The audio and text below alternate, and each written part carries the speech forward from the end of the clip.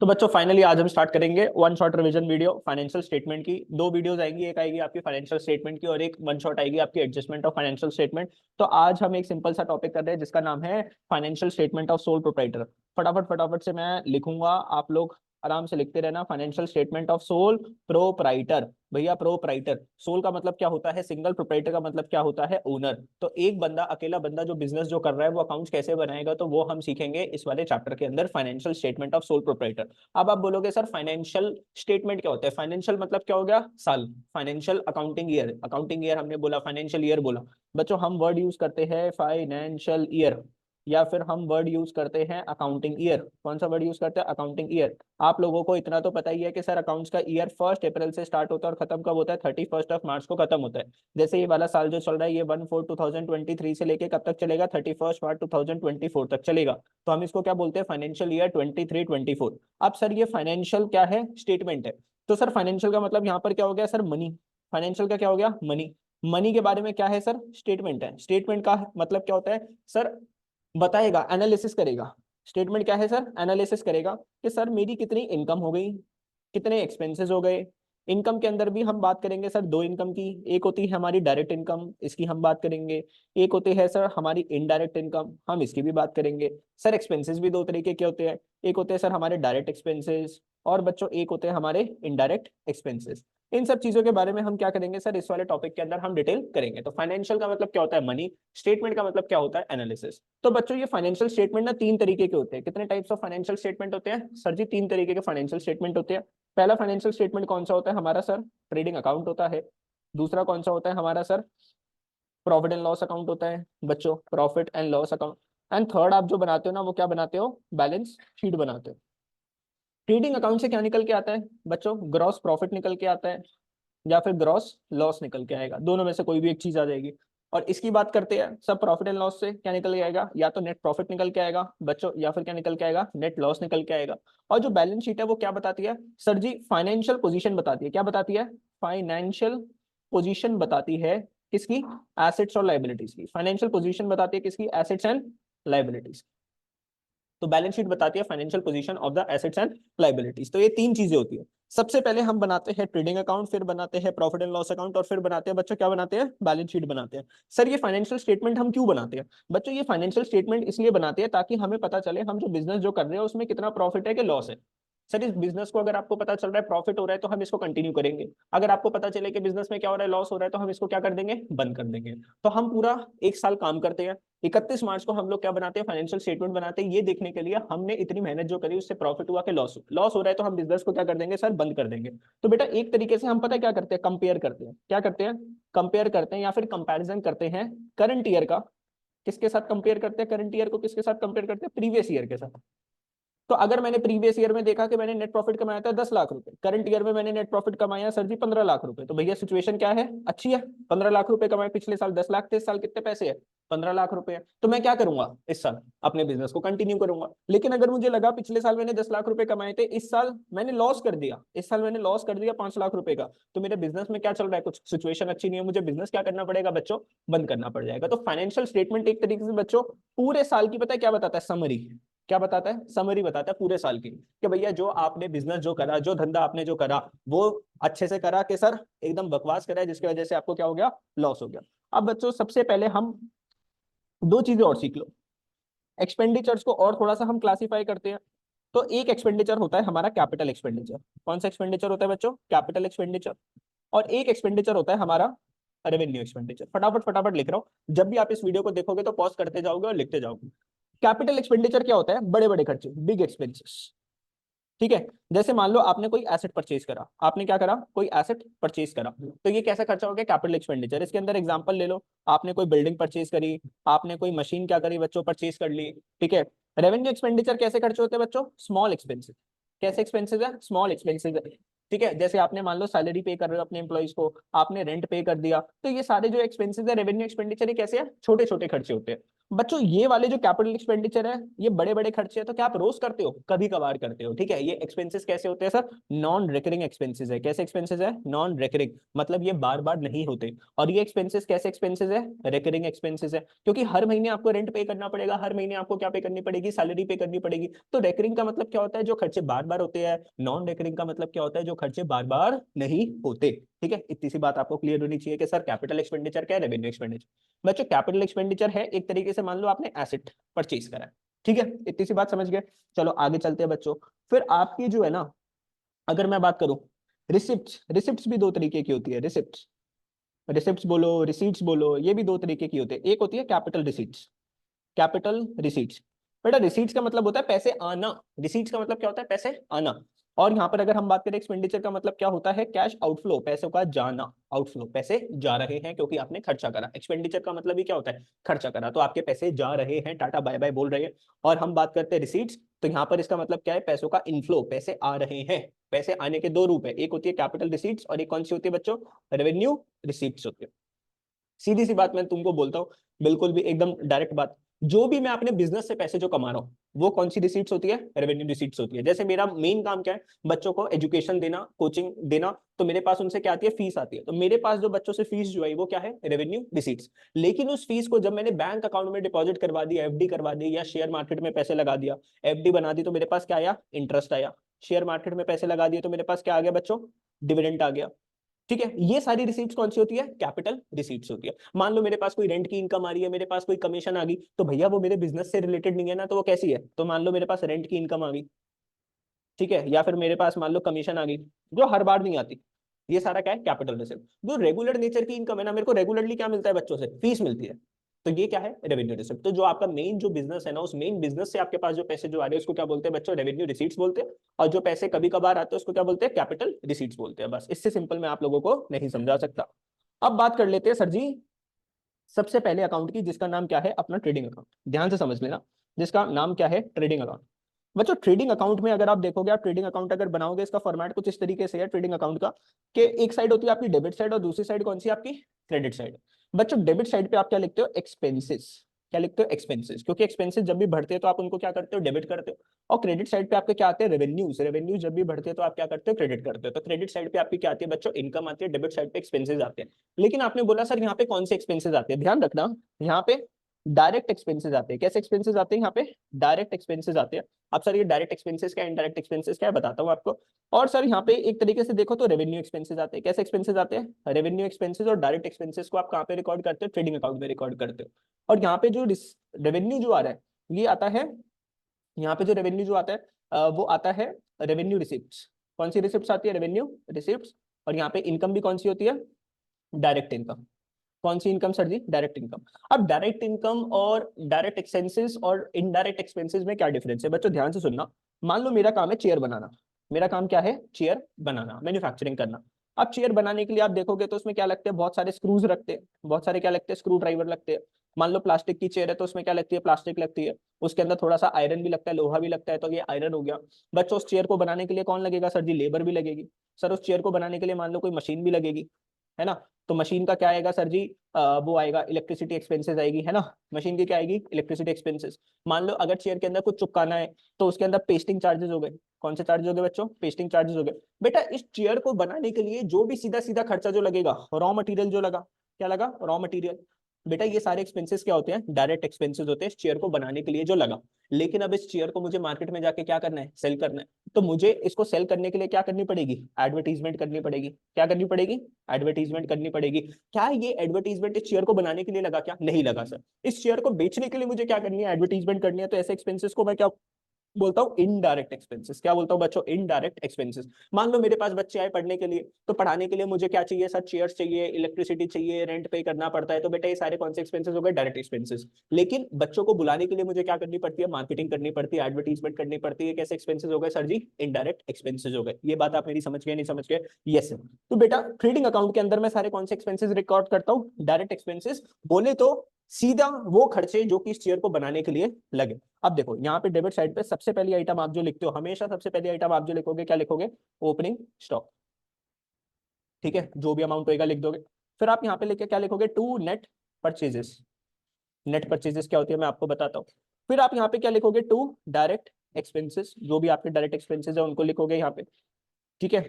इसके अंदर वेजेस आएगी, आप जो पे कर रहे हो, पावर और लाइटनिंग का खर्चा आ जाएगा, आपकी जो फैक्ट्री जो है उसका बिल जो हो गया।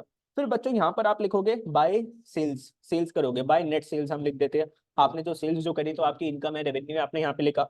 यहाँ पे क्या लिखते हो, बाय क्लोजिंग स्टॉक, क्या लिखोगे यहाँ पे, क्लोजिंग स्टॉक लिखोगे, वो स्टॉक जो कि बचा रह गया, जो कि चेयर बनाने के लिए इस्तेमाल नहीं हुआ। अभी सारी चीजों को मैं आपको डिटेल में समझाऊंगा, ध्यान से सुनना।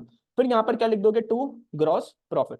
अगर सब कुछ अगर अच्छा रहा तो आपका क्या आ जाएगा, ग्रॉस प्रॉफिट। ये क्या है, बैलेंसिंग फिगर है। ये बैलेंसिंग फिगर कब आएगी, जब आपकी जो क्रेडिट साइड है वो ज्यादा है किसके, डेबिट साइड से। अगर आपकी जो इनकम है वो ज्यादा है किससे, एक्सपेंसेस से, तो क्रेडिट क्या हो गया, इनकम रेवेन्यू ज्यादा है किससे, डेबिट साइड से, तो आपके पास क्या आ जाएगा, ग्रॉस प्रॉफिट आ जाएगा। कैसे आता है बताता हूँ मैं आपको। फिर यहाँ पर क्या आ जाएगा, आपका ग्रॉस लॉस आ जाएगा। बैलेंसिंग फिगर तो भैया या तो प्रॉफिट हो सकता है या फिर क्या हो सकता है, लॉस हो सकता है। ऐसा नहीं होगा कि सर प्रॉफिट भी आ गया और लॉस भी आ गया, दोनों में से कोई एक चीज आएगी। सर लॉस कब आएगा, जब आपकी जो डेबिट साइड है वो किसके ज्यादा है, क्रेडिट साइड से ज्यादा है, debit side is more than credit side, तो क्या आ जाएगा आपका, ग्रॉस लॉस आ जाएगा। अब देखो ना, मैं एग्जांपल के तौर पे आपको समझाता हूँ, जल्दी से देखो। जैसे मान लो मैंने यहाँ पे ट्रेडिंग अकाउंट बनाया, चलो समझाता हूँ अभी। सबसे पहले मैं आपको समझाता हूँ नेट परचेजेस, ठीक है। एक एक करके सारी आइटम्स को हम समझते हैं। बच्चों परचेजेस का मतलब क्या है, जो कि मैं रॉ मटेरियल खरीद के लाया इस चेयर को बनाने के लिए। भैया मुझे बहुत सारी चीजें चाहिए इस चेयर को बनाने के लिए, ठीक है। तो परचेजेस मैंने करी। अब इसके अंदर कौन सी परचेजेस आती है, सर इसके अंदर कैश परचेजेस भी आती है, जो मैं कैश में खरीद के लाया। इसके अंदर क्रेडिट परचेजेस भी आती है, तो प्लस कर दी मैंने क्या, क्रेडिट परचेजेस प्लस कर दी। माइनस क्या कर दूंगा, परचेज रिटर्न। माइनस क्या कर दूंगा, परचेज रिटर्न। मान लो मैं कैश में सामान लाया 2 लाख रुपए का, क्रेडिट पे सामान लाया 3 लाख रुपए का, 5 लाख का मैं सामान लाया। लेकिन जब मैं इसको लेकर आया तो मुझे पता चला कुछ सामान की क्वालिटी अच्छी नहीं थी, तो 1 लाख रुपए का सामान मैंने क्या कर दिया, वापस कर दिया। तो भैया अगर आप देखोगे तो मैंने सामान कितने का खरीदा, 5 का खरीदा, 1 का वापस कर दिया, तो कितने हो गए, 4 लाख रुपए। तो बेटा इसको क्या बोलते हैं, नेट परचेजेस। तो जब भी आपको परचेजेस गिवन है तो कैश परचेजेस भी प्लस करोगे, क्रेडिट परचेजेस भी प्लस करोगे, और उसमें से परचेज रिटर्न क्या कर दोगे, माइनस कर दोगे। समझ गए, इसको क्या बोलते हैं, नेट परचेजेस। ऐसे ही आपका सेल्स के साथ भी होता है, नेट सेल्स के साथ। बच्चों सेल्स के अंदर भी अगर आपने किसी को कैश सेल्स करी है वो भी प्लस करना पड़ेगा, किसी को आपने क्रेडिट सेल्स करी है वो भी प्लस करना पड़ेगा, और उसमें से माइनस कर दोगे सेल्स रिटर्न। क्या माइनस कर दोगे, सेल्स रिटर्न माइनस कर दोगे। मान लो कैश में मैंने सामान बेचा 2 लाख का, क्रेडिट पे बेचा 3 लाख का, माइनस कर दो 50,000 का सामान मुझे क्या आ गया, वापस आ गया। तो आपकी जो नेट सेल्स जो है वो कितने की होगी, 4.5 लाख रुपीज की आपकी क्या होगी सर, नेट नेट सेल्स होगी। इतनी सी बात आप लोग समझ गए। तो मैंने आपको क्या समझा दिया, मैंने आपको सर ये नेट परचेजेस भी समझा दिया, मैंने आपको नेट सेल्स भी समझा दिया। अब मैं आ जाता हूँ सर किसके ऊपर, मैं आ जाता हूँ सर ओपनिंग स्टॉक के ऊपर। सर ये ओपनिंग स्टॉक क्या है, बच्चों सीधी सी बात देखो, ओपनिंग स्टॉक क्या होता है। मान लो मान लो अभी जो साल जो चल रहा है, करंट ईयर जो चल रहा है, सी वाई बोले तो करंट ईयर। करंट ईयर कौन सा चल रहा है सर, 23-24 चल रहा है, यस, ठीक है। अब चलो मान लो मैं इस साल का क्या बनाता हूँ, ट्रेडिंग अकाउंट बनाता हूँ। क्या बनाता हूँ, इस साल का ट्रेडिंग अकाउंट मैं बनाता हूँ। जो बच्चा ध्यान से देख रहा है ना इस वीडियो को, एक एक चीज बताऊंगा, कोई भी चीज छोड़ूंगा नहीं, बस थोड़ा मैं जल्दी जल्दी बताऊंगा, तो आपको क्या करना है, इस चीजों को दिमाग में रखना है। अब बच्चों ध्यान से समझना। अब मेरी कंपनी ये तो है नहीं इस साल ही चालू हुई थी, भैया पिछले साल भी काम हुआ था। तो प्रीवियस ईयर कौन सा था, पीवाई बोले तो प्रीवियस ईयर कौन सा था, 22-23 था। अब मान लो पिछले साल मैंने चेयर बनाई थी, तो कुछ मेरे पास प्लास्टिक बची रह गई थी, मान लो मेरे पास कुछ स्टॉक रॉ मटेरियल का क्या हो गया था, बचा रह गया था। इसको मैं क्या बोलता हूँ, क्लोजिंग स्टॉक। क्लोजिंग स्टॉक मतलब वो वाला रॉ मटेरियल जो कि मेरे पास बचा रह गया। कितने का रॉ मटेरियल बचा रह गया बच्चों, 2 लाख का पिछले साल रॉ मटेरियल बचा रह गया था। अब क्या मैं उसको उठा के फेंक दूं, नहीं सर, उसको मैं इस साल इस्तेमाल कर लूंगा। तो जो पिछले साल का सामान जो बचा हुआ था ना, वो इस साल का क्या बन जाएगा बच्चों, ओपनिंग स्टॉक बन जाएगा। तो मैंने किसके साथ स्टार्ट करा, ओपनिंग स्टॉक। तो ओपनिंग स्टॉक एक तरीके से क्या है, ये वो सामान है जो कि पिछले साल बचा रह गया था, इस साल हम इसको इस्तेमाल कर लेंगे। तो बच्चों आपका खर्चा ही तो हो गया ना, तो डेबिट साइड पे ही तो लिखोगे ना भैया। तो देखो 2 लाख रुपए की प्लास्टिक पिछले साल की बची रहेगी, प्लस इस साल मैं कुछ और परचेज करके लाया, टू नेट परचेजेस, मान लो 5 लाख की मैं और क्या करके लाया, परचेज करके लाया। टोटल मेरे पास कितने की प्लास्टिक हो गई सर जी, 7 लाख की प्लास्टिक हो गई, जिससे मैं क्या बनाने वाला हूँ, चेयर्स बनाने वाला हूँ। लेकिन सर इस साल भी कुछ प्लास्टिक बची रहेगी, उसको हम क्या बोलते हैं, क्लोजिंग स्टॉक। तो बाय क्लोजिंग स्टॉक। अब सर ये लगा तो नहीं ना उसको बचाने के लिए, मान लो 1 लाख रुपए की प्लास्टिक क्या रहेगी, बची रहेगी, ठीक है। तो वो आपका खर्चा तो नहीं है ना, इसलिए मैंने कौन सी साइड पे लिख दिया सर जी, क्रेडिट साइड पे लिख दिया। ये खर्चा अगले साल बनेगा। इस साल का जो क्लोजिंग स्टॉक है वो नेक्स्ट ईयर क्या बन जाएगा, ओपनिंग स्टॉक बन जाएगा। इस साल का क्लोजिंग स्टॉक नेक्स्ट ईयर क्या बन जाएगा सर जी, ओपनिंग स्टॉक बन जाएगा, ठीक है। तो वो अगले साल किस में चला जाएगा, खर्चे में। अभी तो ये आपका खर्चा नहीं हुआ, क्योंकि ये सामान बच्चों बचा रह गया। तो बच्चों ओपनिंग स्टॉक भी मैंने आपको समझा दिया क्या होता है, क्लोजिंग स्टॉक भी मैंने आपको समझा दिया क्या होता है।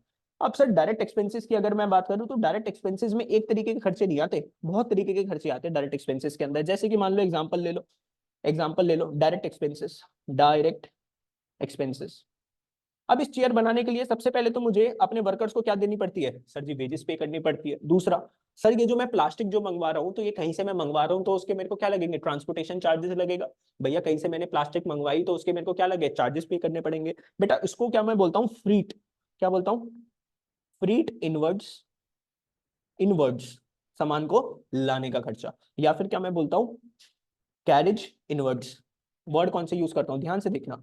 जब भी फ्रीट इनवर्ड्स लिखा होगा, कैरिज इनवर्ड्स लिखा होगा, इसका मतलब क्या है, रॉ मटेरियल को लाने के, फैक्ट्री तक लाने के क्या है, ये आपके चार्जेस है। तो ये आपके डायरेक्ट एक्सपेंसेस है। कहां पे लिखे जाएंगे सर जी, ये लिखकर जाएंगे ट्रेडिंग अकाउंट के डेबिट साइड पे लिखे जाएंगे। लेकिन अगर ये लिखा होता फ्रीट आउटवर्ड्स या फिर लिखा होता कैरिज आउटवर्ड्स, तो बेटा ये था सामान को बेचने का खर्चा। मान लो कस्टमर आया मेरी दुकान पे, उसने 10 चेयर खरीदी, उसने बोला भैया ये चेयर जो है ना मेरे घर पे पहुंचा देना। अब उसको ट्रांसपोर्टेशन का मेरे को खर्चा देना पड़ेगा। तो बेटा ये पता है कहाँ पे लिखे जाते हैं, ये लिखे जाते हैं पीएनएल के डेबिट साइड पे लिखे जाते हैं। अब एक बात बताओ, पीएनएल के डेबिट साइड पे क्यों लिखा, बिकॉज ये इनडायरेक्ट एक्सपेंसेस है। कैसे एक्सपेंसेस है, इनडायरेक्ट एक्सपेंसेस है। क्या ये खर्चे चेयर को बनाने के लिए लगे थे क्या, नहीं सर, ये तो सामान को बेचने के लिए लगा। जैसे एडवर्टीजमेंट है वो क्या है, सामान को बेचने के लिए खर्चा लगता है। ऐसे ये जो फ्रीट आउटवर्ड्स है, कैरेज आउटवर्ड्स है, सामान को बेचने का खर्चा है। तो ये कहां पे जाएगा, पीएनएल के डेबिट साइड पे जाएगा। ठीक है, चलो सर इतनी सी बात समझ में आती है। भैया डिटेल में तो मैंने आपको बहुत कुछ करवा रखा है, डिटेल में तो हमने 12-13 घंटे लगाए थे कम से कम इस वाले चैप्टर के ऊपर, 13 घंटे। अभी मैं 13 घंटे नहीं लगा सकता, ज्यादा से ज्यादा 1 घंटे के अंदर या 1.5 घंटे के अंदर मैं ये वाला चैप्टर क्या करूंगा, खत्म करूंगा। तो ध्यान से देखते रहता। तो डायरेक्ट एक्सपेंसेस में मैंने रे लिख दिया। या फिर तीसरे तरीका डायरेक्ट एक्सपेंसेस क्या हो सकता है, फैक्ट्री पावर। फैक्ट्री पावर, देखो वर्ड कौन सा यूज करेंगे, फैक्ट्री के बिजली का बिल। ये वो वाली फैक्ट्री है जहां पे आपकी चेयर्स बन रही है, लेकिन मान लो आपका ऑफिस का इलेक्ट्रिसिटी का बिल है। बेटा ये जो फैक्ट्री पावर है ये कहां पे लिखी जाएगी सर, ये ट्रेडिंग अकाउंट के डेबिट साइड पे लिखी जाएगी।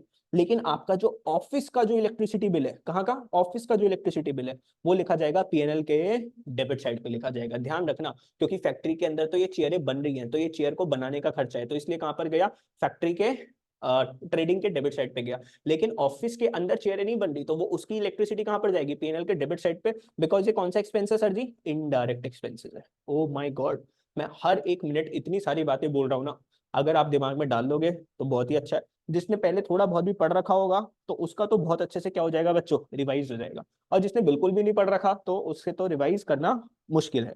अब आगे चलते हैं सर जी। तो मैंने आपको क्या समझा दिया यहाँ पे, मैंने आपको डायरेक्ट एक्सपेंसेस भी समझा दिए। डायरेक्ट एक्सपेंसेस क्या होता है, नेट सेल्स भी हो गई, क्लोजिंग स्टॉक भी हो गया, ओपनिंग स्टॉक भी हो गया। अब देखो एक बात, ध्यान से देखो एक बात, जब भी हम लेजर बनाते हैं तो जैसे मान लो ये ट्रेडिंग अकाउंट है, तो हमें ये चीज पता है कि डेबिट साइड है क्रेडिट साइड है, हमें पता है दोनों साइड क्या करनी चाहिए, मैच करनी चाहिए। अब मान लो मैंने यहाँ पे सेल्स डाल दी, मैंने सेल्स डाल दी कितने की, 10 लाख रुपए की। ठीक है सर, सामान मेरा 10 लाख का बिक गया। ओपनिंग स्टॉक था मेरा 2 लाख रुपए का, नेट परचेजेस थी मेरी 5 लाख रुपए की, और यहाँ पे डायरेक्ट एक्सपेंसेस थे मेरे 2 लाख रुपए के। तो बच्चों एक बात बताओ, यहाँ पे अगर 10 लाख है तो यहाँ पे भी तो मुझे क्या चाहिए, 10 लाख, क्योंकि अकाउंट को क्लोज करने के लिए मेरे को दोनों साइड को क्या करना पड़ता है, बैलेंस करना पड़ता है। अब तुम्हारी जेब में आए थे 10 लाख रुपए, लेकिन तुमने खर्चा कितने का करा, 9 लाख रुपए का। तो तुम्हारी जेब में 1 लाख रुपए बच गया ना। अब वो तुम्हारा खर्चा है कि भैया तुम्हारा प्रॉफिट बच गया, तुम्हारा प्रॉफिट बच गया। तो बच्चों ये देखो ध्यान से, ये वाली साइड क्या है, छोटी है, और ये वाली साइड बड़ी है, तो आपका बैलेंसिंग फिगर यहाँ पर आएगा। तो ये क्या बन गया, आपका ग्रॉस प्रॉफिट बन गया, जिसको हम क्या बोलेंगे, बैलेंसिंग फिगर। और यहाँ पे क्या लिख दिया हमने, 1 लाख रुपए लिख दिया। अब ये दोनों दोनों साइड क्या होगी बच्चों, बराबर होगी, दोनों साइड क्या होगी, बराबर होगी। तो यहाँ पर क्या आ गया, ग्रॉस प्रॉफिट आ गया। लेकिन अगर मान लो मैं यहाँ पर क्या करता, यहाँ पर मैं ऐसे करता कि मैं बोलता कि मेरी जो सेल्स जो हुई ना, सेल्स वो हुई बच्चों से 5 लाख की।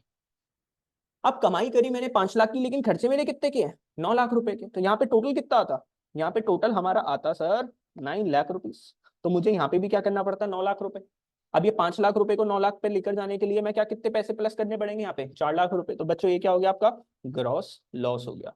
This is balancing figure. तो दोनों साइड को हमें क्या करना है सर जी, बैलेंस करना है। बैलेंस करने के लिए हमने क्या निकाला, या तो ग्रॉस प्रॉफिट निकाल दिया, या फिर क्या निकाल दिया बच्चों, ग्रॉस लॉस निकाल दिया।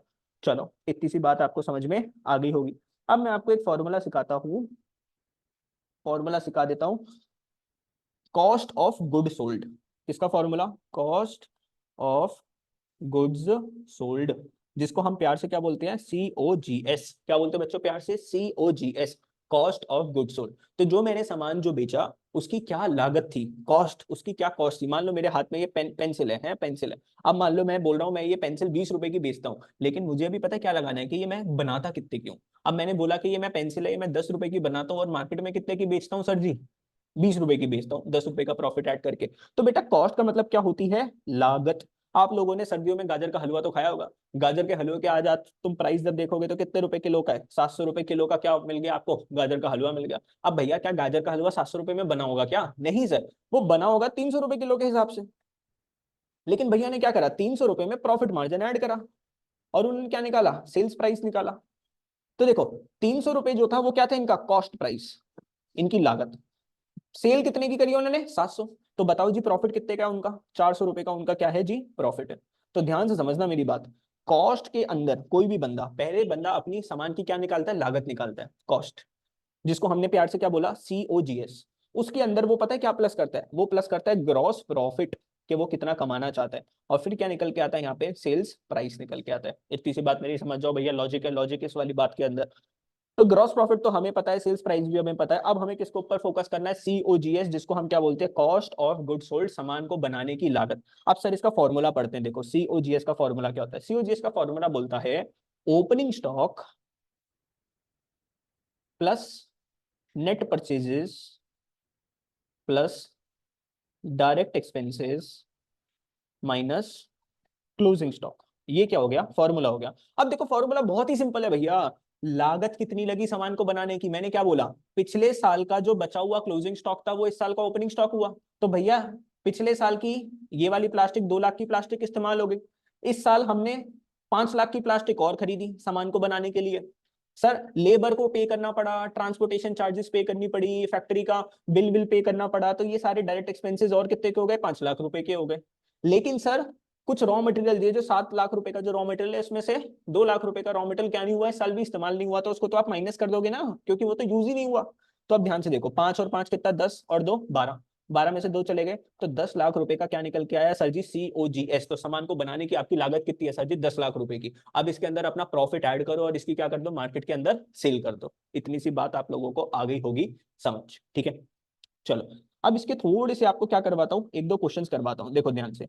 अगर अगर अगर अगर आपको बोलता है कि COGS कितना गिवन है आपको, 2.5 लाख, और आपको बोलता है ग्रॉस प्रॉफिट कितना है सर जी, 50,000 का। तो अगर मैंने आपको बोला कि सेल्स प्राइस निकाल दो, तो क्या आप निकाल सकते हो, यस सर। कैसे निकालोगे, COGS plus gross profit is equal to selling price. COGS कितना है, 2.5 लाख, GP कितना है, 50,000। तो कितने का बेचोगे आप मार्केट में, 3 लाख रुपए का बेच दोगे। ठीक है सर, इतनी सी बात समझ में आती है। दूसरा क्वेश्चन, क्वेश्चन दूसरा, मैंने बोला COGS जो है वो कितना है, 2.5 लाख रुपीज का है, और हमारा जो ग्रॉस प्रॉफिट है ना, ग्रॉस प्रॉफिट जो है वो 20% ऑफ कॉस्ट है, वो 20% ऑफ कॉस्ट है। अब मुझे बताओ कि सेलिंग प्राइस क्या होगा। तो सर जी ये भी बहुत सिंपल है, देखो कैसे सिंपल है, देखो देखो देखो। मैं बोल रहा हूँ मेरा जो GP है वो 20% है, किसका, कॉस्ट का। तो चलो आ जाओ पहले ग्रॉस प्रॉफिट निकालते हैं। ग्रॉस प्रॉफिट जो है वो 20% है, किसका, कॉस्ट का। कॉस्ट कितनी है हमारी, 2.5 लाख रुपए। जीरो से जीरो कटा, ये कटा, ये कटा, ये कटा, ये कितना आ गया, 50, 1 2 3, कितना आ गया बच्चों, 50,000 रुपए। ग्रॉस प्रॉफिट कितना निकल के आ गया, 50,000। तो COGS में ग्रॉस प्रॉफिट को क्या करेंगे, ऐड कर देंगे, क्या आ जाएगा, सेलिंग प्राइस। COGS कितना था, 2.5 लाख, ग्रॉस प्रॉफिट 50,000 रुपए हो गया। फिर दोबारा से मेरा सेलिंग प्राइस कितना आ गया सर जी, 3 लाख रुपए आ गया। बहुत ही बढ़िया। तो सर क्वेश्चन ऐसे भी आ सकता है कि जो GP है वो क्या है, 20% ऑफ कॉस्ट है। सर अगर क्वेश्चन ऐसा आ जाए तो कोई दिक्कत नहीं है, लेकिन लेकिन लेकिन ऐसा तो क्वेश्चन आएगा ही नहीं। क्वेश्चन वो आपसे पता है क्या पूछेगा, वो बोलेगा जो GP है ना वो 20% ऑफ सेल्स है। अब क्या करोगे, क्वेश्चन में तो बाबू हमें सेल्स ही नहीं गिवन, क्वेश्चन में तो हमें क्या गिवन है, कॉस्ट गिवन है। तो टीचर तुम्हारे साथ यहाँ पर खेलेगा ऐसे, वो सीधा लॉलीपॉप क्वेश्चन थोड़ी ना देने वाला है। एक क्वेश्चन आएगा यहाँ से, ठीक है। बल्कि ये टोटल चैप्टर आपका जो चैप्टर नंबर 18 है, financial statement of sole proprietor और एडजस्टमेंट, टोटल 12 नंबर कम से कम ये आपके कवर अप करके देंगे, ठीक है। तो ध्यान से पढ़ लो इन वाले टॉपिक्स को। अब देखो ध्यान से कैसे निकालोगे, अब GP is equals to 20% of sales, लेकिन सेल्स तो हमें गिवन ही नहीं है। अब हम क्या करें सर, क्या करें, अब हम पता है क्या करेंगे, देखो 20% का मतलब क्या हो गया, 1/5, 20/100 को मैं कैसे लिख सकता हूँ, 1/5 ऑफ सेल्स। तो मेरे को GP जो गिवन है ना वो कितना गिवन है, 1/5 ऑफ सेल्स। इतनी बात मेरी मानते हो, इतनी बात तो मानते हो, यस सर। अब मुझे क्या करना पड़ेगा, ये जो 1/5 ऑफ सेल्स है ना, इसको मुझे कॉस्ट में कन्वर्ट करना पड़ेगा। किस में कन्वर्ट करना पड़ेगा? कॉस्ट में कन्वर्ट करना पड़ेगा। अब मेरे को एक बात बताओ बच्चों, अगर मैं बात करूं औकात में कौन बड़ा है, सेल्स ज्यादा बड़ी होती है कि कॉस्ट ज्यादा बड़ी होती है? बड़ा भाई कौन है सर? यहाँ पे जो बड़ा भाई है ना, बड़ा भाई वो कौन है? बड़ा भाई वो सेल्स है। और ये जो कॉस्ट है ना, ये कौन है? छोटा भाई। मेरा एक बात ध्यान रख लेना, अभी मैं आपको लॉजिक नहीं सिखाऊंगा, बस एक चीज बताऊंगा कि कैसे आप क्वेश्चन को सॉल्व करोगे, बिकॉज लॉजिक बताने का टाइम नहीं है। जब भी छोटा भाई बड़े भाई के पास जाएगा, जब भी छोटा भाई बड़े भाई के पास जाएगा, तो आप डिनोमिनेटर में, डिनोमिनेटर में +1 कर दोगे। बहुत बच्चे बोलेंगे सर डिनोमिनेटर ही नहीं पता, मैं बताता हूँ। ये नीचे वाला क्या होता है? डिनोमिनेटर। ऊपर वाला क्या होता है? न्यूमिनेटर। क्या होता है? न्यूमिनेटर। नीचे वाला क्या होता है? डिनोमिनेटर। तो आप क्या कर दोगे? डिनोमिनेटर में +1 कर दोगे। जैसे कि अब यहां पर हमारा केस देखो, हमारे पास क्या था? जीपी 1/5 ऑफ सेल्स था। हमें सेल्स को किसके पास लेकर जाना है? छोटे भाई के पास लेकर जाना है, अपोजिट चलना है। तो जब बड़े भाई से छोटे भाई के पास जाते हैं तो -1 कर देते हैं, किसमें? डिनोमिनेटर में। सीधी सी बात है भैया, छोटा भाई बड़े भाई के पास जाएगा तो +1 करना है, किसमें? डिनोमिनेटर में। और बड़े भाई से छोटे भाई के पास जाओगे तो डिनोमिनेटर में -1 कर देना। इतनी सी बात तो आपको क्या करनी पड़ेगी? दिमाग में डालनी पड़ेगी। अब क्यों करना है वो बताने का समय नहीं है, अभी ध्यान से अपने दिमाग में डाल लो, पास होना है तो। बड़े भाई से किसके पास जा रहे? छोटे भाई के पास। तो हमें यहाँ पर क्या करना पड़ेगा? -1। तो 5 में -1 कर दिया तो ये 1/4 ऑफ क्या हो गया? कॉस्ट हो गया। तो जीपी क्या हो गया? 1/4 ऑफ कॉस्ट। किसका? कॉस्ट का। तो 1/4 हम निकालेंगे। कॉस्ट तो हमें क्वेश्चन में गिवन है, कितनी गिवन है हमें कॉस्ट? कॉस्ट गिवन है 2.5 लाख रुपए। तो 2.5 लाख रुपए के साथ क्या कर देंगे जी? मल्टीप्लाई कर देंगे। तो 2.5 लाख रुपए डिवाइडेड बाय 4, ये आ जाएगा हमारा 1/25 का। 2.5 लाख रुपए डिवाइडेड बाय 4 कर देंगे सर, ये आ गया 62,500। अब बहुत हो गया question simple. COGS plus GP is equal to selling price. COGS 2.5 lakh हो गया, जीपी 62,500 हो गया, सेलिंग प्राइस आपका आ जाएगा 3,12,500। बहुत ही बढ़िया सर, ये हो गया आपका क्वेश्चन सॉल्व। आपकी प्रैक्टिस के लिए एक और चीज करवा देता हूं जल्दी से। देखो अब आपको क्या गिवन है? सेल्स गिवन है। सेल्स गिवन है बच्चों आपको दोबारा से 2.5 लाख रुपीज की। आपको जीपी गिवन है, वो कितना गिवन है? 20% ऑफ, या फिर इसको कर देता हूं, हाँ चलो 20% ऑफ कॉस्ट। अब आपको क्या निकालना है यहाँ पे?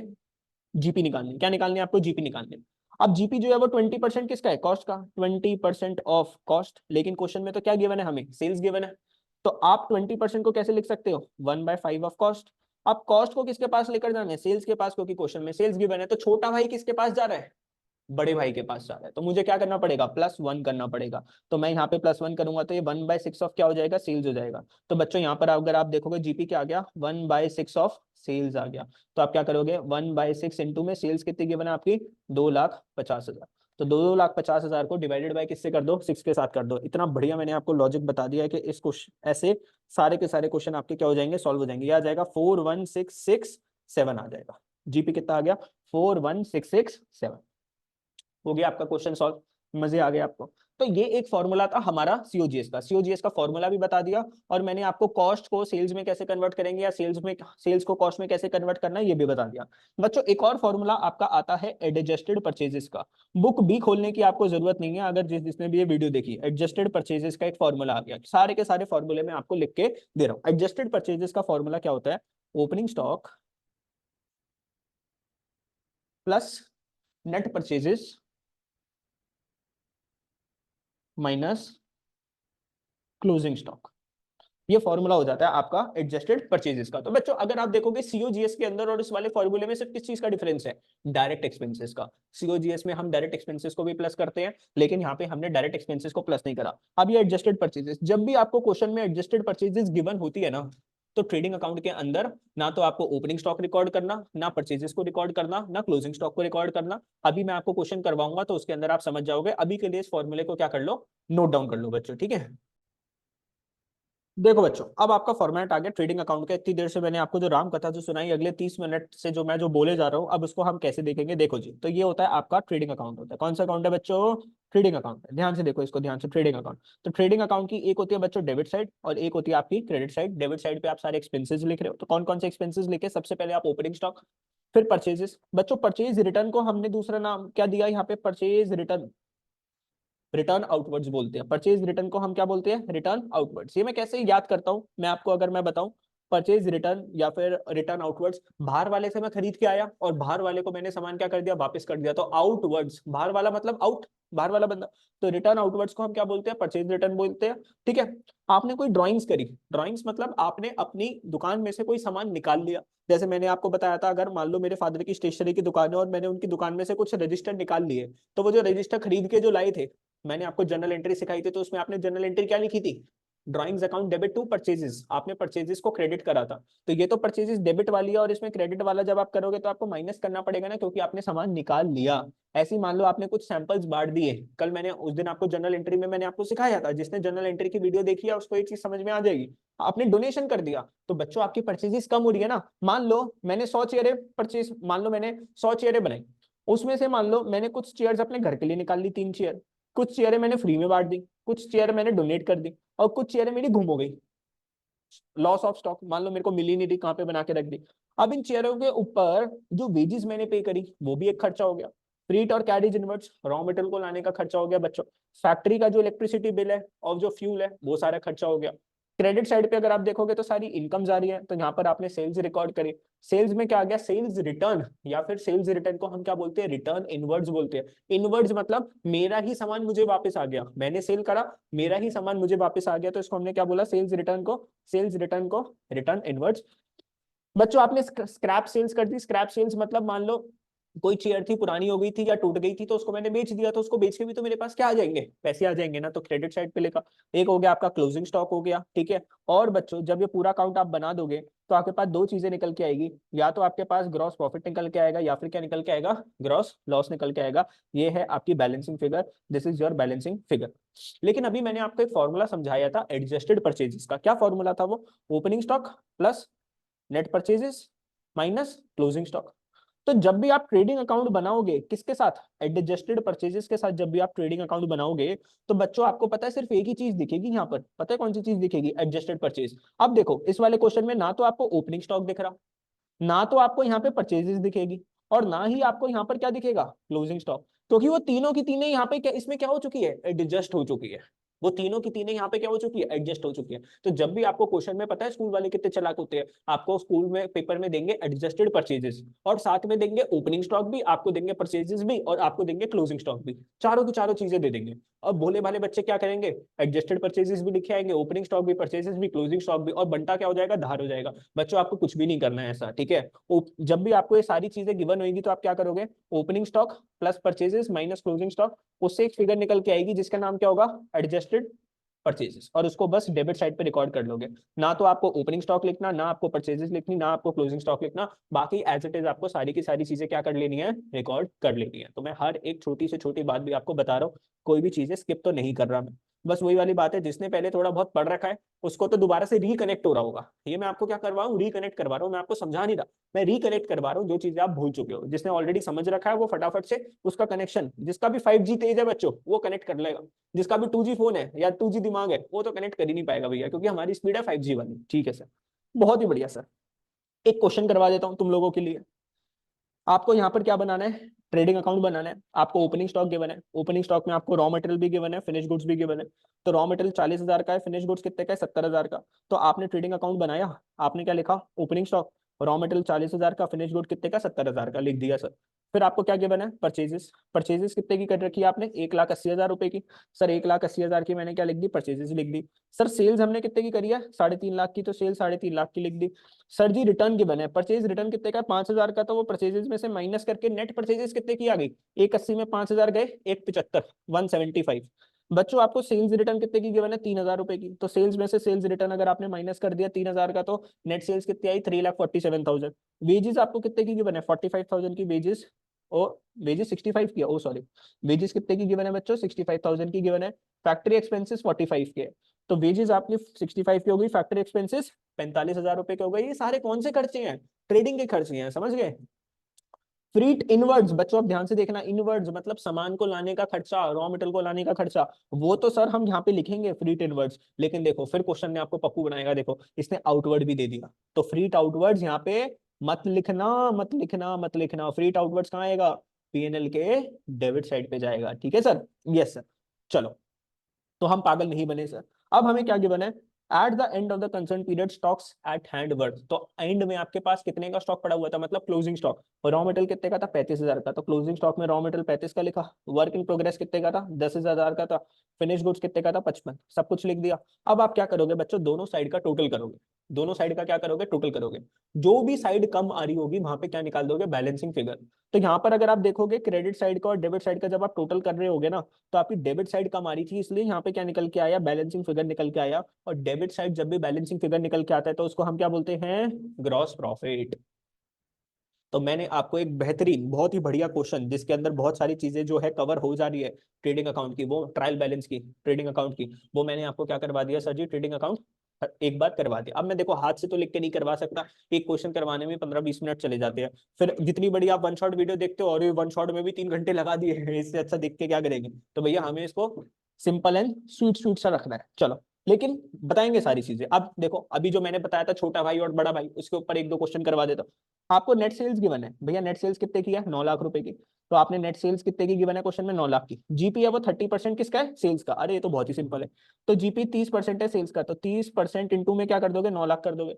9 लाख का 30% आ जाएगा आपका 2.7 लाख। कितना आ जाएगा, 2.7 लाख। 3 9 से कितना हो जाता है, 27।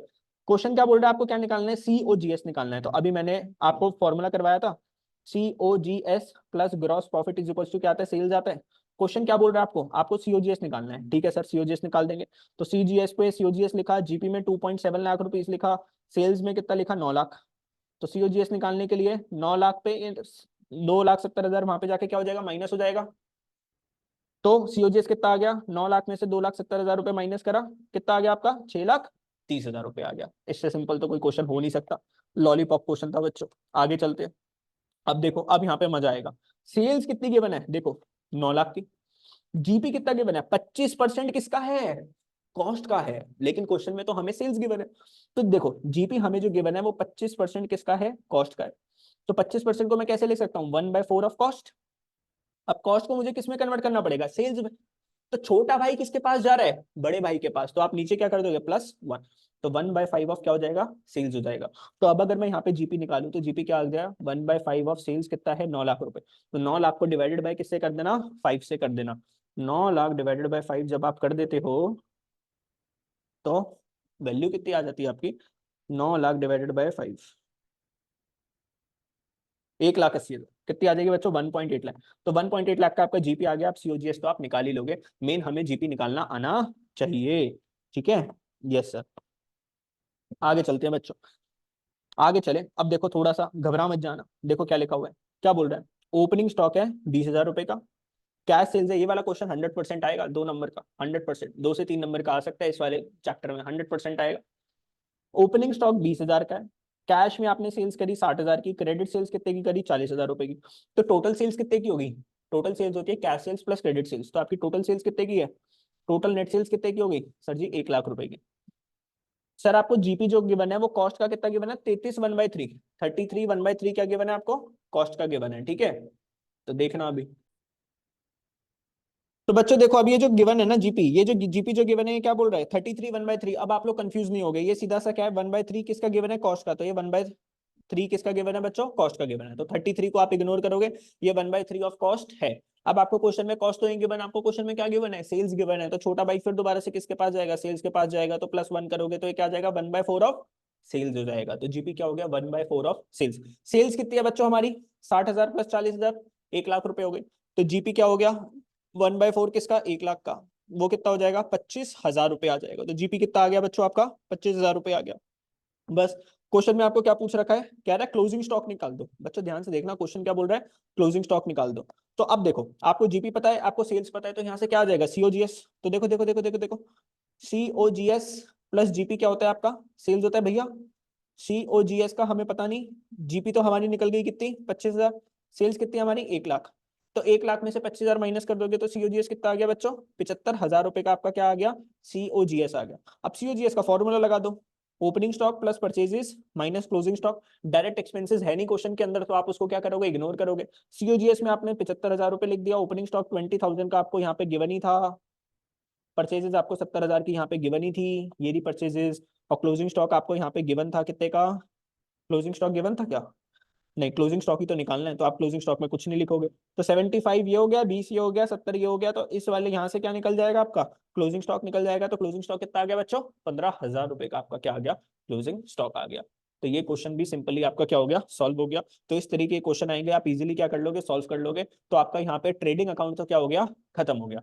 अब हम बात करते हैं बच्चों हमारी यहाँ पे प्रॉफिट एंड लॉस अकाउंट की बात करते हैं। अब आपका जो प्रॉफिट एंड लॉस अकाउंट है, ध्यान से देखना, जो आपका जो आपका आपका आपका ग्रॉस प्रॉफिट जो निकल के आया, वो आप लेकर आओगे कहां पे, प्रॉफिट एंड लॉस अकाउंट में। तो बच्चों ग्रॉस प्रॉफिट आपकी इनकम है ना, तो कहां पे लिखोगे, क्रेडिट साइड पे लिखोगे, क्योंकि क्रेडिट साइड पे क्या आती है, रेवेन्यू, रेवेन्यू मतलब इनकम्स। और अगर आपका ग्रॉस लॉस होता तो लॉस आपके लिए क्या है, एक्सपेंस है, तो आप उसको कहां पर लेकर आते सर जी, यहाँ पर लेकर आते ग्रॉस लॉस को। पीएनएल के कौन सी साइड पे लेकर आओगे, डेबिट साइड पे, क्योंकि यहाँ पर हमने क्या लिख रखे, एक्सपेंसेस लिख रखे। अब फटाफट से आप देख लोगे तो ये सारे कौन से एक्सपेंसेस है, इनडायरेक्ट एक्सपेंसेस है। जैसे मान लो सैलरी पे करना, रेंट पे करना, printing, postage, courier charges, transport, telephone, internet, insurance, business promotion, repairs, depreciation, interest, bank charges, general expenses, electricity expenses, loss by theft or fire, commission, advertisement, freight outwards, discount allowed, आपने किसी को discount दिया है business के लिए, अब भैया discount share बनाने के लिए थोड़ी ना लगाए, डिस्काउंट तो हमने सेल करने के लिए दे दिया। ट्रैवलिंग एक्सपेंसेस, बैड डेट, तो बच्चों ये सारे क्या है आपके एक्सपेंसेस है। तो ध्यान से इस लिस्ट को एक दो बार क्या कर लेना, पढ़ लेना। फिर आप देखो यहाँ पे भी रेंट, ओ तेरी सर यहाँ पे भी रेंट लिखा हुआ है, ओ तेरी सर यहाँ पे भी रेंट लिखा हुआ है, सर ये क्या पढ़ा रही हो आप। अबे बच्चों ये तुम्हारा रेंट पेड है और ये तुम्हारा रेंट रिसीव्ड है। मान लो तुम्हें रेंट मिल रहा है, तो आप कौन सी साइड पे लिखोगे, क्रेडिट साइड पे लिखोगे। डिस्काउंट रिसीव्ड, कमीशन अर्नड, एक हो सकता है कमीशन आपने किसी को पे करा, तो यहाँ पे देखो ये कौन सी कमीशन है, जो कि आपने किसी को पे करी है, और ये वो वाली कमीशन है जो कि आपने कमाई। तो ये इंटरेस्ट आपने जो कमाया, bad debt recovered, bad debt हो चुके थे पैसे, अचानक से बंदे का दिल पिघल गया और उसने आपको पैसे दे दिए। Income from investment, miscellaneous income, और ये क्या हो गया आपका। अगर बच्चों यहाँ पर देखो, अब देखो यहाँ पे, वहां पर क्या हो रहा था, डेबिट साइड पे ग्रॉस प्रॉफिट था, यहाँ पर डेबिट साइड पे क्या आ रहा है बच्चों, नेट प्रॉफिट। तो ये क्या है बच्चों, आपकी बैलेंसिंग फिगर, और यहाँ पर बैलेंसिंग फिगर क्या आ रही है, नेट लॉस। ये क्या है आपकी बैलेंसिंग फिगर। तो दोनों में से एक चीज आएगी। अब देखो पीएनएल अकाउंट से क्या निकल के आया है, या तो नेट प्रॉफिट निकल के आया, या फिर क्या निकल के आएगा, नेट लॉस निकल के आएगा। इसको यहाँ पे पॉज कर लो और ध्यान से सारी की सारी चीजों को एक दो बार क्या कर लोगे, पढ़ लोगे, तो दिमाग में सेट हो जाएगा कौन सी चीज ट्रेडिंग में जाएगी, कौन सी चीज पीएनएल में जाएगी। भैया ट्रेडिंग में तो चार पांच चीजें ही हैं जो जा रही है, बाकी अधिकतर चीजें तो किस में जा रही है, पीएनएल अकाउंट के अंदर जा रही है। बस सिंपल सी बात, ट्रेडिंग का फॉर्मेट याद कर लो, opening stock, purchases, direct expenses, gross profit. वहां पर क्या आ गया, सेल्स आ गई, स्क्रैप सेल्स आ गई, क्लोजिंग स्टॉक आ गया, बस छुट्टी होगी आपकी। अब हम सीखेंगे बैलेंस शीट का भी फॉर्मेट देख लेते हैं एक बार। बच्चों बैलेंस शीट के अंदर यहाँ पे कोई डेबिट और क्रेडिट नहीं होता, यहाँ पे राइट साइड पे क्या लिखते हो आप लोग, एसेट्स लिखते हो। बच्चों क्या लिखते हो, एसेट्स लिखते हो। तो एसेट्स कौन कौन से हो गए sir, goodwill, plant and machinery, land and building, patent, furniture, investment, debtors, loans, advances, closing stock. और तरह की सर, ये क्लोजिंग स्टॉक एक ऐसी चीज है जो कि ट्रेडिंग के क्रेडिट साइड पे भी आता है और बैलेंस शीट में भी आता है। तो ध्यान रखना, क्लोजिंग स्टॉक दो जगह पर जाता है, क्योंकि ये सामान बचा रह गया ना, ये हमारा क्या एसेट, अगले साल हम इसको क्या कर लेंगे, इस्तेमाल कर लेंगे। और सर आपका जो बैंक बैलेंस है, cash in hand, cash at bank. तो क्लोजिंग स्टॉक को ध्यान रखना, ट्रेडिंग में भी लिखना है और बैलेंस शीट के एसेट साइड पे भी लिखना है, बच्चे गलती करते हैं। अब बच्चों ध्यान से देखना, यहाँ पर क्या आ गया, रिजर्व्स। रिजर्व्स का मतलब क्या होता है, सेविंग्स, लोन्स मतलब लाइबिलिटीज, बैंक ओवरड्राफ्ट, बैंक से ज्यादा पैसे निकाल ले, एम्प्लॉइज का प्रोविडेंट फंड, आपके क्रेडिटर्स, ये सारी क्या आती है, यहाँ पे लाइबिलिटीज आती है बच्चों। लेफ्ट हैंड साइड पे आपकी सारी क्या आती है, लाइबिलिटीज का कॉलम बनता है। लाइबिलिटी में सबसे पहली लाइबिलिटी क्या है, कैपिटल, जो कि ओनर ने पैसे जो लगाए हैं, ओनर मनी इन्वेस्टेड, क्या बोलते हैं, कैपिटल। बेटा कैपिटल में देखो, इंटरेस्ट ऑन कैपिटल को हम क्या करते हैं, ऐड करते हैं। जर्नल एंट्री की जिस भी बच्चे ने वीडियो देखी है उसको ये चीज समझ में आएगी। भैया देखो, मैंने अपने बिजनेस को 10 लाख रुपए दिए, बिजनेस ने बोला तू जो भी पैसे दे रहा है ना, मैं तेरे को उसके ऊपर क्या दूंगा, इंटरेस्ट दूंगा। तो बिजनेस ने बोला तू जो भी पैसे लगाएगा ओनर, मैं तेरे को 10% का क्या दूंगा, इंटरेस्ट दूंगा। तो 10 लाख का 10% अगर मैं कर दूं, तो 10 लाख का 10% होता है 1 लाख। तो अब मेरी कैपिटल कितने की होगी, 11 लाख की ना। तो कैपिटल में मैंने इंटरेस्ट ऑन कैपिटल को क्या करा, प्लस ही तो करा ना। तो कैपिटल के अंदर इंटरेस्ट ऑन कैपिटल को प्लस करते हो। अब देखना ध्यान से, यहाँ पे चीजें ध्यान से देख लेना। आपका जो प्रॉफिट एंड लॉस अकाउंट से जो नेट प्रॉफिट जो आया, तो नेट प्रॉफिट को आप क्या करते हो, कैपिटल में प्लस करते हो। और अगर नेट लॉस आता तो वो आप कैपिटल में क्या करते, माइनस करते। अगर आपने कैपिटल में से कुछ ड्राइंग्स करी है तो वो ड्राइंग्स क्या हो जाएगी, कैपिटल्स में से माइनस हो जाएगी। इंटरेस्ट ऑन ड्राइंग्स भी कैपिटल में से क्या हो जाती है, माइनस हो जाती है। और जो इनकम टैक्स है, ये भी बेटा कौन सा टैक्स होता है, पर्सनल नेचर का टैक्स होता है। कैसा होता है, पर्सनल नेचर का टैक्स होता है। तो ये भी आपकी ड्राइंग्स ही मानी जाती है, इसलिए ये सारी चीजें कैपिटल में से माइनस होती है। बच्चों इसको ध्यान से देख लो, जो भी ऐड और लेस मैं बता रहा हूँ, एक तो कैपिटल में इन चीजों को ध्यान से देख लो, एक यहाँ पे क्लोजिंग स्टॉक को ध्यान से देख लो। यहाँ यहाँ पे बच्चे अधिकतर क्या कर देते हैं, अपने मासूम बच्चे गलतियां कर बैठते हैं।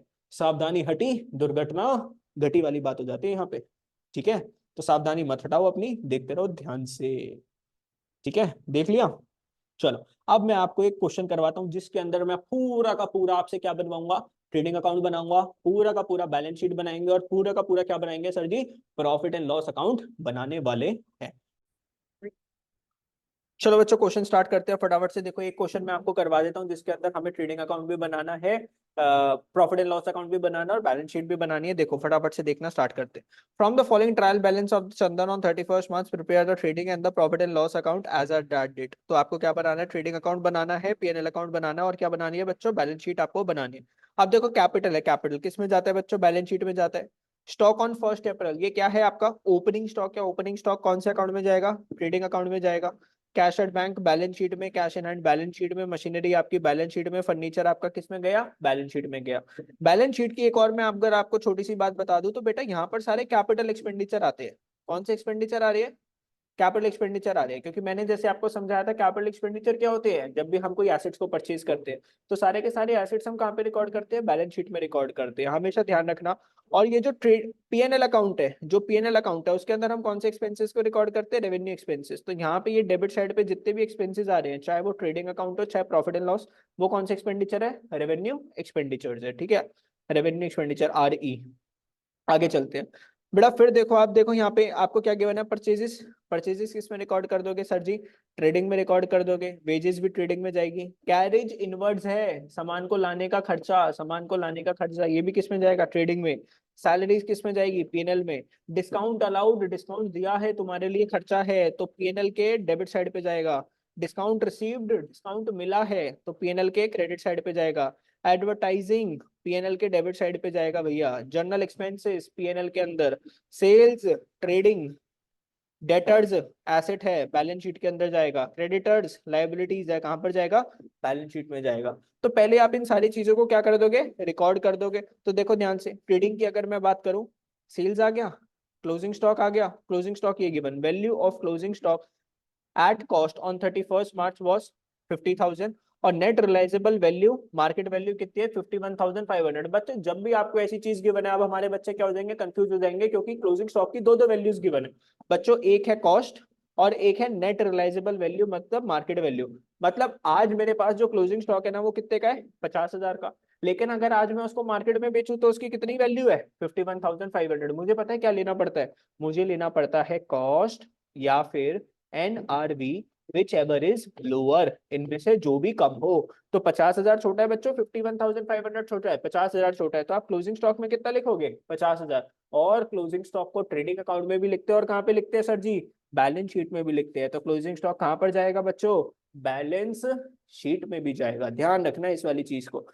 आपने ओपनिंग स्टॉक ऊपर से लिख दिया, परचेजेस लिख दिया, वेजेस लिख दिया, कैरेज इनवर्ड्स। बच्चों यहाँ पे जो जीपी है वो क्या आ गई, बैलेंसिंग फिगर। अब यहाँ से आपका क्या स्टार्ट हो गया, profit and loss account start हो गया। प्रॉफिट एंड लॉस अकाउंट में क्रेडिट साइड है, ये कौन सी साइड है, क्रेडिट साइड, ये डेबिट साइड है। तो क्रेडिट साइड में आप सबसे पहले क्या लेकर आ गए, ग्रॉस प्रॉफिट। अब इसको ऐसे मत लर्न करना, यहाँ पर है तो यहाँ पर लेगा, यहाँ पर है तो यहाँ पे लेगा, भैया ऐसे लर्न नहीं करना। ग्रॉस प्रॉफिट है आपका, रेवेन्यू इनकम है, तो आपने क्रेडिट साइड पे लिखा। ठीक है, डिस्काउंट रिसीव्ड आपकी क्या है, इनकम है, मिला है डिस्काउंट आपको, मिला है आपकी इनकम है, तो पीएनएल के क्रेडिट साइड पे। सैलरीज आपका खर्चा, डिस्काउंट देना आपका खर्चा। Advertising expenses, office expenses is also expenses, लेकिन ये सारे कौन से एक्सपेंसेस है बच्चों, इनडायरेक्ट एक्सपेंसेस हैं। ठीक है, ये सब कुछ डालने के बाद हमारा यहाँ पे क्या निकल के आया बच्चों, नेट प्रॉफिट निकल के आया। क्या निकल के आया, नेट प्रॉफिट निकल के आया। अब इस नेट प्रॉफिट को मैं कैपिटल में जाके क्या कर दूंगा, प्लस कर दूंगा बैलेंस शीट में। अगर ये नेट लॉस होता तो बैलेंस शीट में कैपिटल्स में जाके क्या कर देता, माइनस कर देता। तो बैलेंस शीट आ गई, बैलेंस शीट में फर्नीचर लिख दिया, मशीनरी लिख दी, डेटर्स लिख दिया, स्टॉक लिख दिया, cash and hand, cash at bank. अब देखो ध्यान से, कैपिटल आपको गिवन थी 1,50,000, इसमें आप नेट प्रॉफिट को क्या कर दोगे, प्लस कर दोगे। तो प्लस करके कितना आ गया, 2,28,000। क्रेडिटर्स लिखा। अगर आपने सारी चीजें सही करी है तो बच्चों बैलेंस शीट हमेशा आपकी क्या करेगी, मैच करेगी। याद रखो वो अकाउंटिंग इक्वेशन, अकाउंटिंग इक्वेशन में क्या सीखा था, asset is equals to capital plus liability. तो लाइबिलिटी में कैपिटल भी आ रही है और क्या आ रही है, लाइबिलिटीज आ रही है, और ये क्या है, सिर्फ अपनी एसेट्स। तो ये दोनों साइड क्या करेगी, मैच करेगी ना, क्योंकि एसेट्स किसके इक्वल होनी चाहिए, कैपिटल प्लस लाइबिलिटीज। तो ये क्या है, कैपिटल प्लस लाइबिलिटी, और ये क्या है, हमारे एसेट्स। तो ये दोनों आपस में क्या करने चाहिए, मैच। सब कुछ ठीक है, ऑटोमेटिकली मैच करेगा। बैलेंस शीट में कभी भी बैलेंसिंग फिगर नहीं निकल के आती है, समझे, बैलेंस शीट में कभी बैलेंसिंग फिगर नहीं निकल के आएगी। इसी के साथ ये वाला कॉन्सेप्ट हमारा खत्म होता है। यहाँ पे ये वाली चीज बहुत इंपॉर्टेंट थी, क्लोजिंग स्टॉक की कॉस्ट और NRV which ever is lower, ध्यान रखना, ठीक है। अब नेक्स्ट वीडियो के अंदर हम आपको सिखाएंगे एडजस्टमेंट ऑफ फाइनेंशियल स्टेटमेंट। ये वाला चैप्टर भी इंपॉर्टेंट था क्योंकि ये बेसिक कॉन्सेप्ट था, लेकिन एडजस्टमेंट ऑफ फाइनेंशियल स्टेटमेंट इससे भी ज्यादा इंपॉर्टेंट टॉपिक है। उसके अंदर मैं आपको सारी की सारी क्या सिखाऊंगा बच्चों, एडजस्टमेंट्स सिखाऊंगा। चलो ये वाली वीडियो को हम क्या कर देते हैं, क्लोज कर देते हैं। Bye bye.